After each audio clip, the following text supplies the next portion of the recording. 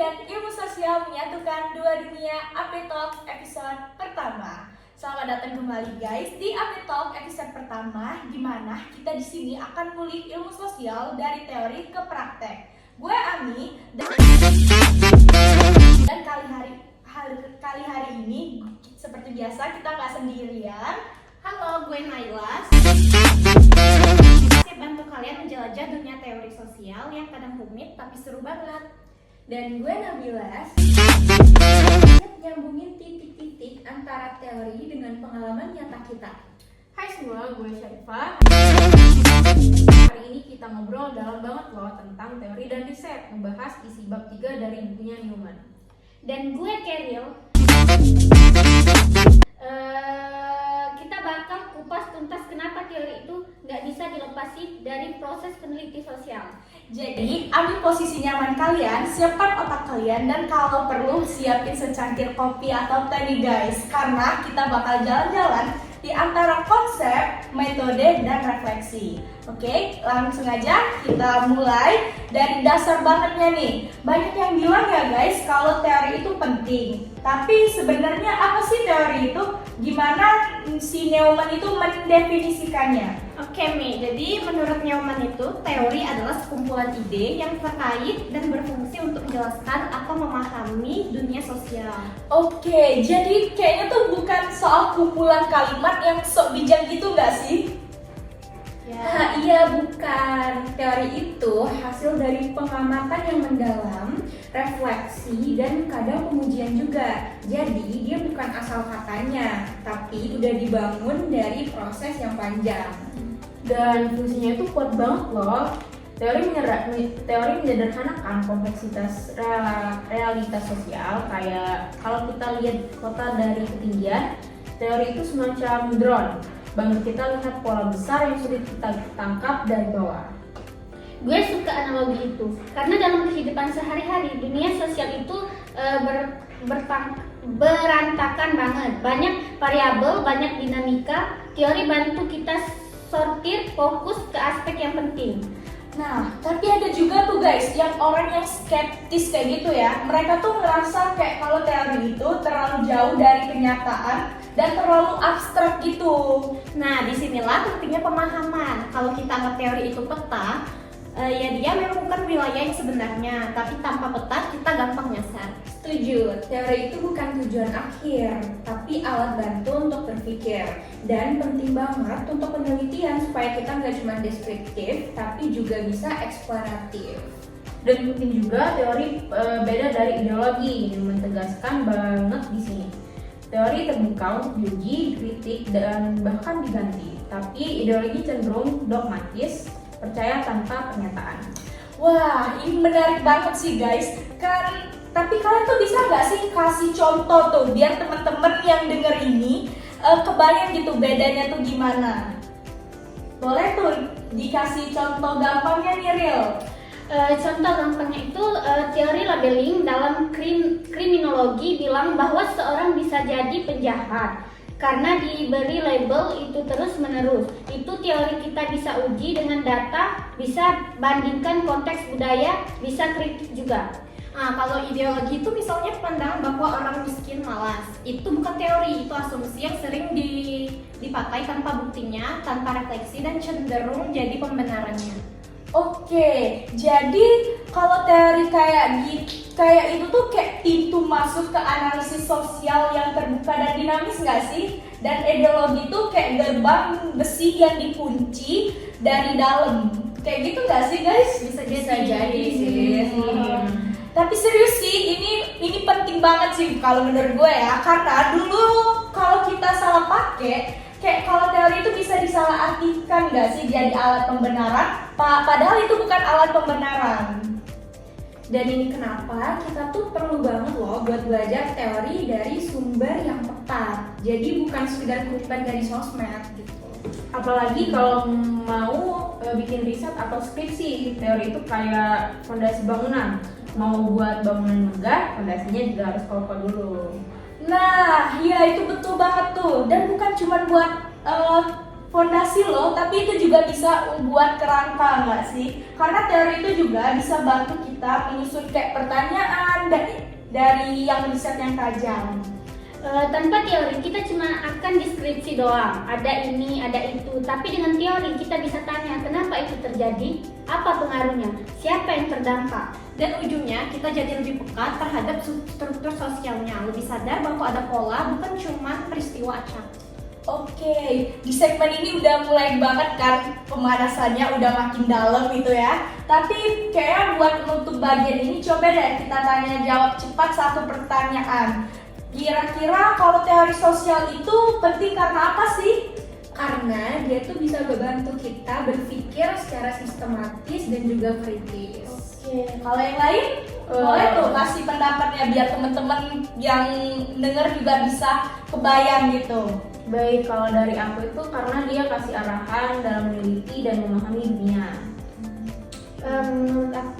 Dari aku karena dia nyambungin hal kecil di sekitar kita ke gambaran besar sosial.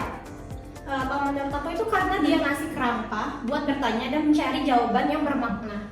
Oke, gue izin nambahin ya guys, karena menurut gue ini kalau dunia ini terlalu kompleks kan, jadi buat kita pahami pakai film doang, teori itu bisa bikin kita sadar dan semoga bisa lebih bijak lagi. Oke, tadi kita udah bahas kan apa itu teori. Sekarang kita masuk ke dapurnya nih. Teori itu punya banyak komponen-komponen kayak bahan dasar sebuah riset. Boleh nih Naila, tolong apa sih jelasin teori menurut Neumann itu? Baik Ami, Neumann itu menjelaskan bahwa teori itu nggak muncul begitu saja. Dia dibangun dari komponen-komponen intinya. Oke, boleh tuh apa sih yang pertama komponennya? Yang pertama itu konsep, itu unit paling dasar dari teori, misalnya kelas, sosial, kekuasaan, stigma, atau solidaritas. Konsep itu kayak semacam kata kunci nggak sih? Tapi dia nggak cuma sekedar kata ya. Dia punya makna ilmiah yang lebih spesifik dan kadang beda dari pemakaian sehari-hari. Aku izin nambahin dikit ya, misalnya seperti konsep gender dalam teori sosial itu bukan cuma soal laki-laki dan perempuan, tapi tentang sistem makna sosial yang membentuk harapan di perilaku. Atau konsep kapital dalam teori Bourdieu itu nggak cuma uang tapi juga pengetahuan, jaringan sosial, bahkan gaya bicara. Oke, jadi konsep itu kayak semacam alat ukur ya yang kita bisa pakai buat menangkap realitas sosial dengan lensa tertentu ya. Exactly, dan karena itu penting banget buat kita didefinisikan secara jelas dalam riset tersebut. Oke, baru komponen pertama aja itu udah lumayan dalam ya guys. Boleh nih lanjut ke komponen keduanya nih ya. Boleh dong tolong jelasin lebih lanjut lagi. Kalau komponen kedua itu ada asumsi. Ini tuh kayak fondasi tersembunyi di bawah teori. Asumsi itu adalah hal-hal yang kita anggap benar tanpa harus dibuktikan terus-menerus dalam setiap teori. Benar Nak, contohnya itu seperti manusia adalah makhluk hidup. Ini asumsi yang menjadi dasar banyak teori dalam sosiologi dan psikologi sosial. Atau dalam teori konflik ada asumsi bahwa masyarakat penuh ketegangan antara kelompok dengan kepentingan berbeda. Nah ini nih yang menarik karena kadang orang tuh kan kayak kalau kita nggak sadar ya, kita di balik teori itu ada nilai atau pandangan dasar yang udah diterima duluan.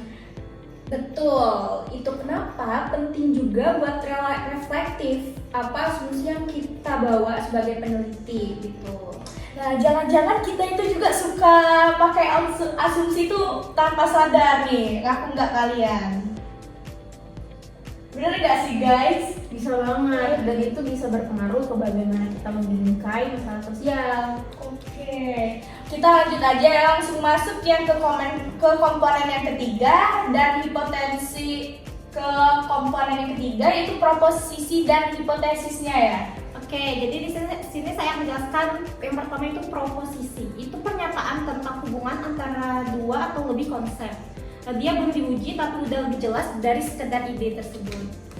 Hipotesis itu turunan dari proposisi tapi udah siap diuji secara empiris. Biasanya dipakai dalam riset kuantitatif. Jadi contohnya semakin tinggi pendidikan, semakin rendah tingkat kepercayaan pada berita hoax. Itu hipotesis yang bisa diuji lewat data. Oh, berarti kita bisa bilang itu proposisi itu kayak intuisi teoretik nggak sih? Dan hipotesis itu kayak pertanyaan uji coba ya? Boleh dibilang begitu ya sih. Nih, Oke, terakhir nih. Ini nih yang sering bikin kita bingung ya guys. Itu tuh kayak unit analisis. Kalian pernah dengar nggak sih apa sih unit analisis itu? Oke, Mi, jadi gini, unit analisis itu level objek yang kita teliti, bisa individu, kelompok, organisasi, komunitas, bahkan negara. Dan penting banget buat konsisten. Kalau unit analisis kita individu, jangan tiba-tiba kita narik kesimpulan untuk masyarakat luas tanpa dasar. Misalnya kalau kita meneliti perilaku belanja mahasiswa, kita nggak bisa langsung bilang masyarakat Indonesia konsumtif, kecuali datanya luas dan mewakili. Wah, itu sering banget gak sih kejadian di Indonesia, bahkan di berita atau opini publik itu sering banget terjadi. makanya guys, Nyoman itu ngingetin kita buat hati-hati antara unit analisis, unit pengamatan, dan unit inferensi.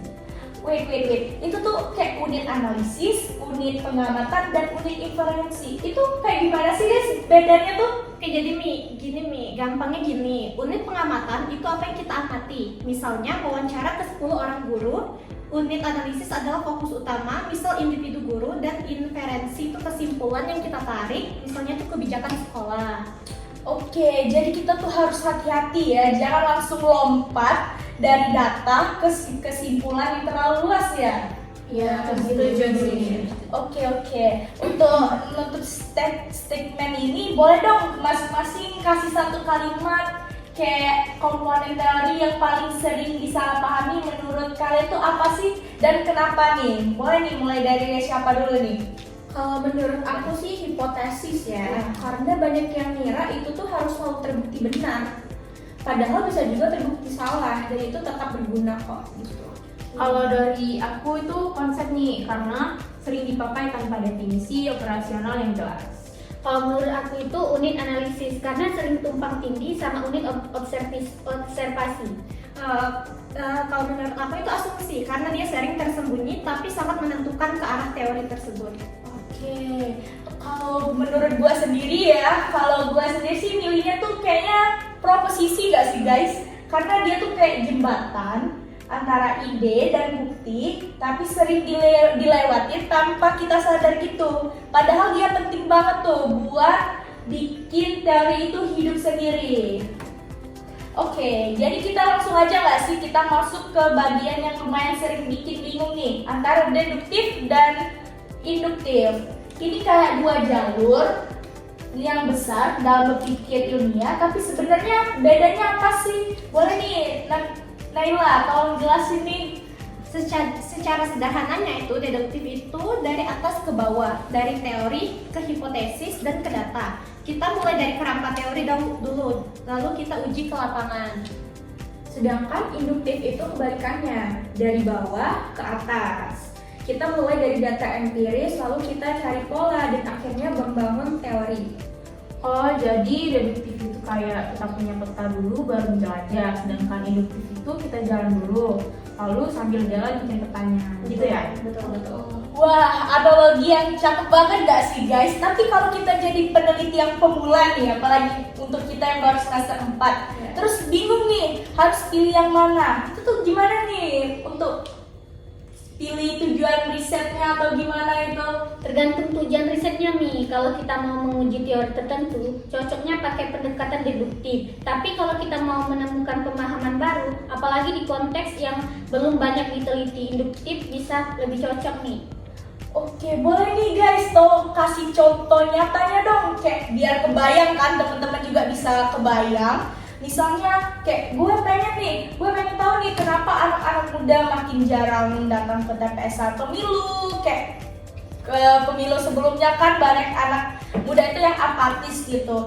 Dan itu bisa pakai pendekatan yang mana sih guys? Boleh nih, tolong dijelasin kayak apa ada teorinya atau gimana nih? Boleh nih Nak, tolong dijelasin nih. Kalau lo udah punya teori, misalnya teori apatisme politik atau teori partisipasi sosial, lalu kalian uji di lapangan, itu namanya deduktif. Tapi kalau lo belum punya kerangka dan pengen ngobrol sama banyak anak muda dulu, dengerin alasan mereka, lalu lo tarik kesimpulan dari sana. Itu berarti induktif. Biasanya kualitatif pas pakai induktif, kualitatif pakai deduktif, tapi nggak selalu kaku gitu juga sih. Nah, ini nih guys yang gue suka dari penjelasan Neumann ini sendiri. Dia bilang tuh kan dua pendekatan yang itu tuh nggak harus dipisahin kayak tim A versus tim B tuh. Tapi itu kadang bisa dipakai barengan nggak sih? Atau enggak ya? Boleh nih tolong dikasih apakah itu bisa dipakai barengan atau enggak nih Keril? Bisa, itu namanya abduksi atau pendekatan campuran. Kita bisa memulai induktif, lalu kembangkan teori awal, terus uji lagi secara deduktif. Nah, ini sering dipakai di grounded theory. Kita kumpulkan data lapangan, lalu pelan-pelan bangun konsep dan relasinya. Oke, kayak gua pernah baca riset ya, gua baca tentang pemulung perempuan di kota besar yang awalnya mereka wawancara terbuka tanpa asumsi, tapi setelah pola itu muncul, misalnya soal relasi kuasa dalam kelompok, itu mereka mulai tertarik ke teori feminis. Itu gimana sih contohnya? Itu contoh bagus sih, karena realitas sosial itu sering nggak bisa ditebak ya. Jadi penting banget buat kita tetap fleksibel. Neumann juga bilang yang penting itu sistematis, bukan dari dimana kita mulai. Selama prosesnya transparan, jelas dan bisa dilacak, itu sah secara ilmiah. Oke, tapi kadang tuh ya, kalian ngerasa nggak sih kalau di kelas dosen-dosen tuh suka kayak ngomong mengotak-ngotakkan gitu ya? Iya, itu kadang bikin mahasiswa mikir salah pilih, padahal enggak. Dua pendekatan ini kayak dua cara masak, rebus atau goreng, tergantung bahan dan tujuan loh. Oke, ya, berarti jangan langsung merebus ya kalau mau bikin kentang goreng. Oke, nah boleh nih Syarifah kasih tahu dong gimana sih kalau awal penelitian itu mulai dari mana, kalau alasan logisnya? Mungkin untuk awal penelitian itu jujur di awal penelitian lo ngapain nanya ini? Sudah ya. Kan, oke. Ada ketawa tadi ya? Kan. Nah, Langsung nggak sih Mika yang masuk ini? langsung aja saya skip ya kalau itu ya. Iya, Aku langsung ya. Oke, dan penting juga nggak sih untuk jujur di awal penelitian itu? Kayak kalian tuh mau mulai dari mana sih guys? Atau apa sih alasan logisnya? Oke, sebelum kayaknya itu terlalu rumit ya, kita tutup aja segmen itu. Gua mau tantang kalian nih, tanya jawab cepat. Kalian tuh lebih suka pendekatan deduktif atau induktif dan kenapa? Gue start dari Naila deh. Oke, dari saya itu deduktif, karena struktur logikanya itu jelas dan bikin riset jadi lebih terarah. Kalau gue sih induktif ya, soalnya gue suka dapet insight yang segar dari lapangan yang nggak ketebak. Kalau Insight yang gue- segar ya. Boleh nih, Syarifah apa nih? Kalau gue induktif juga sama seperti Nabila, apalagi kalau konteksnya sosialnya kompleks dan sensitif. Kalau gue sih deduktif karena cocok buat eksperimen dan penguji teori yang udah matang. Oke, kayaknya Ferli sukanya yang lebih bereksperimen ya guys.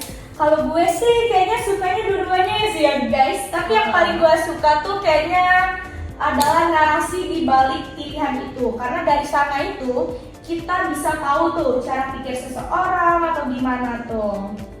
Oke, kita lanjut nih. Tapi kita lanjut ke langsung 3 level sekaligus nih guys. Di segmen ini kita bakal bahas level yang lebih dalam teori sosial itu ya. Kayak kalian pernah dengar nggak sih tentang mikro, meso, dan makro? Boleh nih tolong dong dikasih apa sih perspektif kalian tuh tentang mikro, meso, makro itu? Oke, ini penting banget buat nentuin perspektif teori kita karena level analisis akan mempengaruhi apa yang kita lihat dan bagaimana kita menjelaskannya. Mulai dari yang paling kecil dulu itu level mikro, fokusnya ke interaksi individu. Gimana orang bertindak, berinteraksi, berkomunikasi sehari-hari. Misalnya, gimana antara dua orang saling pandang saat ngobrol nih, atau gimana reaksi orang waktu dikritik di ruang rapat. Ini semua bisa dijelasin dengan teori mikro, kayak simbolik interaksionalisme gitu. Atau teori dramaturgi dari Goffman yang mengibaratkan kehidupan sosial kayak panggung teater. Kita semua aktor pakai topeng sesuai situasi. Wah, itu relate banget gak sih guys? Kayak kita tuh jadi versi yang beda gitu ya pas saat ketemu dosen dibanding ketemu nongkrong sama teman-teman. Banget, dan yang menarik, perbedaan itu bisa kita amati dan dianalisis secara sistematis. Oke, kita lanjut ke penjelasan meso ini gimana nih? Boleh tuh, tolong Niril jelasin apa sih level meso itu apa? Level meso itu di antara individu dan masyarakat luas, fokusnya ke organisasi, komunikasi, atau kelompok sosial. Misalnya budaya kerja dan perusahaan atau dinamika dalam komunikasi online. Atau gimana kebijakan kampus mempengaruhi cara mahasiswa itu bersosialisasi. Itu semua level meso. Di sini teori organisasi sering dipakai, termasuk juga teori jaring sosial atau dinamika kelompok. Oke, jadi kalau kita riset kayak tentang relasi senior junior dalam organisasi mahasiswa itu level meso atau bukan sih guys? Yap, betul. Itu level meso sih, karena itu bukan cuma soal individu, tapi udah masuk di struktur dan norma dalam sebuah kelompok. Oke, I see. Kayak udah kebayangkan guys kalau level meso, level makro, level mikro itu gimana. Oke, kita lanjut nih. Yang terakhir tuh ada level makro. Ini the big picture-nya banget gak sih? Boleh tuh. Nah, tolong dijelasin lebih lanjut. Gimana sih cara pandang level makro itu? Oke, jadi gini, level makro melihat struktur sosial secara luas. Kayak sistem ekonomi, politik, budaya nasional, bahkan globalisasi. Misalnya teori konflik dari Marx yang melihat pertentangan kelas dan masyarakat kapitalis, atau teori sistem dunia dari Wallerstein yang bahas ketimpang global. Atau waktu itu kita ngomongin tentang sistem patriarki, itu juga makro, karena bicara struktur yang melampaui individu dan kelompok kecil. Oke, tapi kadang batas antar level ini suka kabur-kaburan ya gitu ya? Iya, banget. Nah, Newman itu juga bilang, meskipun teori bisa fokus di satu level, idealnya kita bisa menghubungkannya ke level lain. Misalnya nih, studi mikro tentang bias gender dalam toko mainan. Kayak yang pernah dibahas Newman, bisa nyambung ke struktur makro, sistem pendidikannya, media, atau bahkan regulasinya. Oke. Berarti penting banget ya buat peneliti, buat para peneliti pemula ini buat sadar nih, dia tuh sedang berada di level mana sih? Dan jangan juga kalian tuh suka terjebak di suatu level doang ya. Ya, karena banyak fenomena sosial itu lintas level. Misalnya perundungan atau bullying bisa dilihat dari psikologi individu atau mikro, budaya sekolah, sampai sistem hukum atau nilai sosial nasional. Jadi jangan heran guys kalau satu kasus bisa diteliti dari berbagai arah tergantung level teorinya.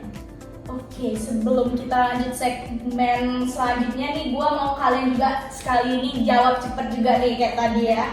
Misalnya nih, kalau kalian nih mau bikin penelitian, kalian tuh lebih cenderung tertariknya tuh ke level mana sih? Dan kasih gue juga tahu apa alasannya ya. Boleh nih dimulai dari Nabila ya. Oke, boleh. Kalau aku sih lebih ke mikro ya, karena gue tuh lebih suka kayak ngamatin ekspresi, terus gestur, dan percakapan kecil yang ternyata tuh menyimpan makna yang besar gitu loh. Oke, kalau menurut aku itu meso. Gue tertarik sama dinamika organisasi tersebut, terutama perubahan budaya kerja. Kalau dari aku sih makro sih, gue pengen ngerti struktur yang mempengaruhi pilihan-pilihan individu tanpa mereka sadari. Kalau gue meso, karena seringkali perubahan sosial dimulai dari institusi dari tengah. Oke, kalau gue sendiri kayaknya tuh gue suka nyebrang-nyebrang ya guys. Tapi kalau harus milih, kayaknya gue mau pilih mikro sih, soalnya dari situ kan kita bisa lihat tuh gimana sih dari hal kecil ternyata jadi cermin dari sistem yang lebih besar. Betul banget. Oke, kita lanjut aja ya guys, lanjut ke segmen yang agak teknis yang paling penting banget, karena di sinilah kita bisa lihat nih warna-warni teori sosial. Kita ngomongin soal fokus dan jenis teori. Ready nggak nih? Ready banget sih. Oke, mulai nih dari Nabila nih. Jadi di buku Neumann itu dibedain nih antara teori yang formal dan juga teori yang substantif. Nah, ini menarik nih. Dari teori formal itu lebih umum, menjelaskan berbagai fenomena lintas konteks. Misalnya, teori pertukaran sosial bisa dipakai buat hubungan romantis, kerja, ataupun pasar. Tapi ya, teori substantif itu lebih spesifik, biasanya dibangun dari studi di konteks tertentu, misalnya seperti teori konflik dalam keluarga atau teori tentang anak jalanan di kota besar. Teori substantif bisa jadi jalan masuk untuk membangun teori formal yang lebih luas, tapi tetap penting sebagai dasar pemahaman kontekstual. Nah, oke nih. Selain berdasarkan fokus nih guys ya, teori itu juga bisa nggak sih dibedain berdasarkan bentuk dari penjelasan itu ya? Betul. Jadi ada 3 bentuk utama yang disebutkan oleh Neumann. Yang pertama yaitu ada kausal, menjelaskan sebab akibat. Yang kedua itu ada struktural, ini melihat posisi dalam sebuah sistem. Lalu yang terakhir, yang ketiga yaitu interpretatif, ini memahami makna subjektif dan tindakan sosial. Oke, aku mau kasih contoh nih dari yang kausal. Kenapa orang bisa melakukan kejahatan? Teori String bilang karena tekanan sosial tertentu. Kalau dari contoh strukturalnya itu kita lihat posisi seseorang dalam hierarki sosial. Misalnya kenapa perempuan lebih sedikit di posisi manajerial. Dan kalau interpretif, kita gali makna yang diberikan seseorang terhadap pengalaman. Misalnya, apa arti rumah bagi pengungsinya? Wah, jadi tiap bentuk penjelasan itu tuh seperti lensa yang berbeda-beda banget ya guys. Banget. Jadi kalau kita pakai lensa kausal, kita fokusnya ke hubungan sebab akibat. Tapi kalau kita pakai interpretatif, itu kita lebih fokus ke pengalaman dan juga pemaknaan. Oke, dan juga kayak aku dengar-dengar tuh Neumann itu juga bahas ya soal skala teori yang sering muncul waktu kita nulis proposal dan skripsi tuh. Kayak aku pernah dengar tuh kayak grand theory, middle range, sama teori empiris kalau nggak salah nih. Ya Boleh bener tuh? banget, Ami, grand teori itu luas banget loh dan abstrak. Misalnya teori sistem sosialnya Calcutta Parsons. Sementara itu middle range, teori itu menjembatani grand theory dengan realitas lapangan, kayak teori disonansi kognitif atau teori label. Teori empiris atau ADHD biasanya muncul dari studi spesifik dan belum tentu berlaku luas, tetapi tetap penting sebagai landasan awal. Wah, berarti pas waktu kita nulis skripsi itu kita nggak harus langsung nembak mau pakai grand theory ya? Nggak harus dong, dan malah seringnya middle range teori yang lebih relevan karena dia itu cukup konkret buat dijadikan alat analisis, tapi tetap punya daya jelajah yang teoritis. Dan juga ya, kadang dari teori empiris yang tampak kecil, kita bisa mengembangkan sesuatu yang lebih besar loh. Oke, gue tuh jadi inget studi tentang perilaku mahasiswa selama pandemi gak sih? Karena awalnya tuh cuma melihat perubahan yang rutinitas, tapi ternyata tuh bisa dikembangin guys. Jadi teori yang lebih tentang adaptasi digital dalam budaya belajar itu sendiri. Nah, itu contoh bagus nih, gimana teori substantif bisa berkembang jadi teori formal, apalagi kalau diteliti lintas konteks.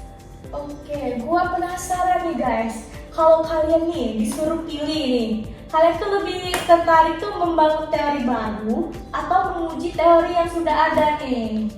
Kalau gue sih suka membangun ya, kayaknya asyik aja deh jadi orang yang menyumbang ide baru ke dunia sosial. Kalau gue dua-duanya sih, tapi kalau disuruh pilih, gue suka menguji. Karena dari situ kita bisa tahu teori itu masih relevan nggak sih buat konteks hari ini. Kalau gue sih suka gabungin sih motivasi teori yang udah ada dengan data lapangan, lalu ngembangin insight baru. Gue suka ngulik teori lama. Kadang kalau dibaca ulang, banyak hal yang bisa diinterpretasi dengan cara baru. Oke, keren banget nih guys. Jadi ini kita sadar tuh, teori itu bukan benda mati. Dia tuh hidup, berkembang, dikritik, terus diperbarui, bahkan ditinggalin kalau perlu nih ya. Benar banget. Nah, dan sebagai peneliti atau mahasiswa tuh kita tuh punya peran di dalam ekosistem itu ya. Nggak cuma jadi pembaca teori, tapi itu juga pembawa hidupnya teori. Oke, kita lanjut aja nih. Kita masuk ke bagian yang favorit gue banget nih, kayak studi kasus. Karena di titik ini dimana titik teori ketemu kenyataan. Boleh nih, langsung kita bahas nih. Jadi Neumann ini membahas studi menarik nih dari Krieger tahun 2008 tentang kekerasan remaja laki-laki dalam olahraga sekolah. Studi ini nguji dua teori. Yang pertama itu social control theory dan social learning theory. Kira-kira apa sih yang bikin remaja laki-laki itu jadi lebih agresif? Social control theory bilang, makin banyak anak ikut kegiatan sosial kayak olahraga, makin kecil kemungkinan mereka nakal karena mereka terikat dengan aturan dan norma. Sedangkan social learning theory bilang, anak bisa belajar kekerasan dari lingkungan, apalagi kalau perilaku agresif itu dapat penguatan, misalnya dianggap keren atau jantan. Nah, jadi hasil penelitiannya gimana dong? Ternyata hasil penelitian itu anak cowok yang ikut olahraga yang maskulin kayak football, karate, taekwondo, dan lain sebagainya itu lebih sering terlibat perkelahian dibanding anak yang ikut tenis, renang, atau bahkan yang nggak ikut sama sekali. Jadi bukannya mencegah, olahraga justru bisa memperkuat perilaku kekerasan tergantung konteks sosialnya. Itu lebih menguatkan social learning theory karena anak-anak itu belajar bahwa agresivitas itu norma atau bahkan dihargai dalam konteks tertentu. Gokil ya. Jadi studi ini bisa tuh kelihatannya biasa, tapi bisa jadi panggung ujian teori ya. Dan ini juga jadi contoh bagus tentang riset kuantitatif yang tetap kontekstual karena datanya angka tapi interpretasinya tetap sosial.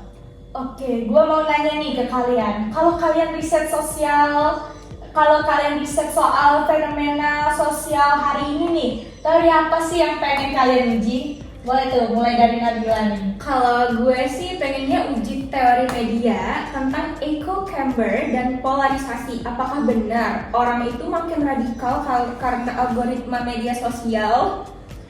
Kalau gue tertarik ke teori kontrol sosial dalam konteks pengawasan digital di sekolah, kayak sistem absensi otomatis atau CCTV. Gue pengen ngulik teori labeling dalam konteks kerjaan informal. Apakah label pengangguran itu adil buat orang yang kerja lepas? Kalau sedangkan gue itu pengen lihat teori feminis di ranah dan domestic labor. Apakah perempuan masih otomatis dianggap penanggung jawab utama kerja rumah?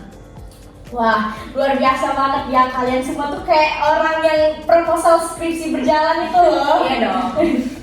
Oke, intinya jadi teori itu bukan alat buat baca ya dan menjelaskan fenomena, tapi data lah ya guys yang menghidupkannya. Oke, kita lanjut ke teori diuji itu lewat data. Sekarang kita balik nih ke konsep dasarnya. Penjelasan sosial itu gimana sih kalau menurut Neumann? Neumann bahas kausalitas. Namun bahas ke kausalitas sebagai fondasi penjelasan. Kalau kita bilang A, penyebabnya B, itu artinya ada hubungan yang stabil dan bisa dijelaskan. Tapi ya untuk menyatakan hubungan kausal kita harus penuhi 3 syarat. Yang pertama itu ada asosiasi, yang kedua ada arah pengaruh, dan yang ketiga itu ada eliminasi variabel ketiga. Contoh simpel nih, kalau kita bilang katanya nonton drama Korea itu bisa bikin nilai turun ya. Kita harus pastikan dulu 2 hal itu saling berkaitan, urutannya yang jelas, dan bukan karena faktor ketiga kayak kurang tidur. Tapi nggak semua penjelasan sosial bersifat kausal. Ada juga yang interpretatif dan naratif struktural. Wah, boleh tuh dijelasin apa sih maksudnya naratif struktural itu? Oke, jadi gini Mi, ini penjelasan yang fokus ke struktur, makna, dan logika internal suatu sistem sosial. Misalnya itu kenapa orang percaya pada konspirasi, kita nggak cukup hanya bilang karena kurang literasi, tapi juga lihat struktur wacana dan rasa krisis yang melatar belakangi. Studi Williams tentang bias gender di toko mainan adalah contoh yang keren loh. Dia nggak nyari sebab akibat langsung, tapi nunjukin gimana mainan perempuan dan bagaimana mainan laki-laki ditempatkan secara spesial, visual, dan sosial. Itu riset mikro, tapi implementasi makro karena biasanya itu ngakar di sistem ekonomi dan budaya. Oke, berarti kalau kita bisa berarti teori itu bisa bantu kita melihat ya, kayak yang melihat yang nggak terlihat. Karena banyak hal yang kita anggap biasa, tapi ternyata konstruksi sosialnya itu dalam banget. Oke. Dan disitulah kekuatan teori, bukan cuma menjelaskan, tetapi juga membongkar dan teori juga mengkritik.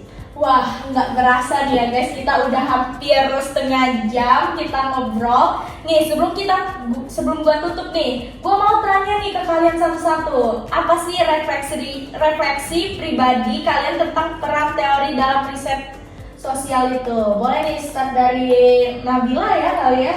Oke, boleh. Buat gue, teori itu kayak GPS. Jadi dia nggak bikin kita tahu segalanya, tapi dia bantu kita untuk nggak nyasar. Kalau dari gue sih, teori itu bikin kita lebih kritis. Tanpa teori kita bisa jadi cuma deskripsi data tanpa makna lebih. Gue lihat teori sebagai jembatan dari realitas ke pemahaman, dari data ke tindakan. Dan buat gue, teori adalah alat pemberdayaan karena dia bantu kita membaca ketimpangan dan memperdayakan perubahan.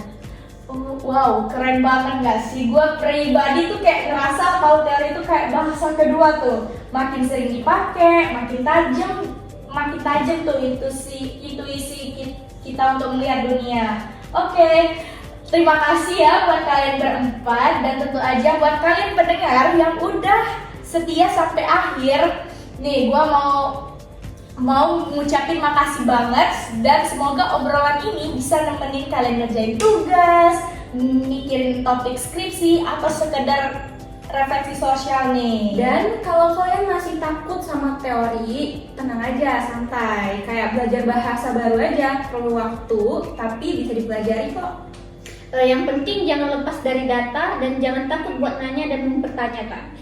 Karena ilmu sosial adalah tentang keberanian berpikir dan kerendahan hati untuk terus belajar. Oke, sekian ya guys dari podcast kita berlima. See you next time. Bye.